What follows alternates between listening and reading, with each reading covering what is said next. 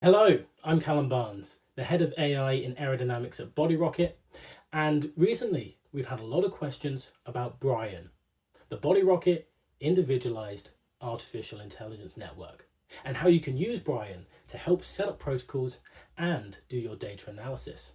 Well, I'm going to walk you through that, but let's take a step back and answer the question, why does Brian even exist?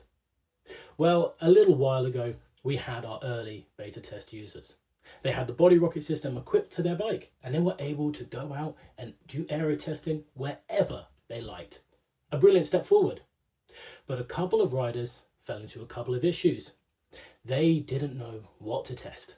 Of course, they could borrow their buddy's aero helmet, they could change different suits, but they didn't know how to make meaningful aerodynamic progressions. So that made us think.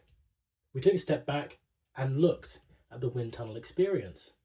What does a wind tunnel have that they didn't have? Well, of course, the wind tunnel has the force balance to measure your aerodynamic drag, but also there's an expert in the room.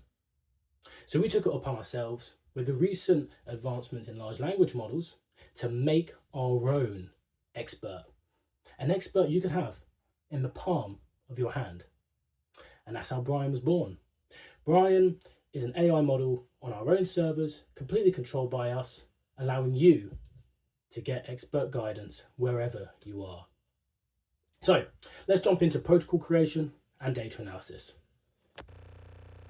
So here we go, here's Brian. I'm just going to ask Brian now for a nice, easy testing protocol. So starting off nice and politely, I'm saying, hey Brian, give me a nice, easy testing protocol. And I want it in a R1, R2, R3 format. So it's nice and easy to follow. So let's see what Brian has to say.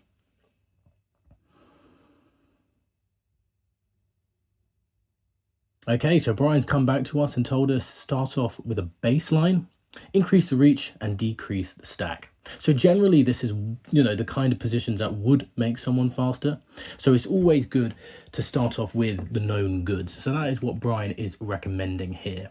But I'm just going to ask Brian, actually, give me a even easier setup, because of course Brian is an AI assistant and you can ask Brian whatever you like. However, Brian of course is constrained to cycling and aerodynamics. So here Brian's just thinking for a second, and there you go. Again, starting off with a baseline, because you always need something to compare against. And then instead of changing the equipment on your bike, Brian here is recommending to do a head down position to kind of simulate that stack decrease. As you can see, Brian has listed the top 3 lowest runs in the CDA and also told you that R4 puppy paws and head up had a little bit of variability, which is very interesting to see. So instead of flicking through all the different dashboard pages, Brian can then tell you what the variability looks like and then also make some additional recommendations.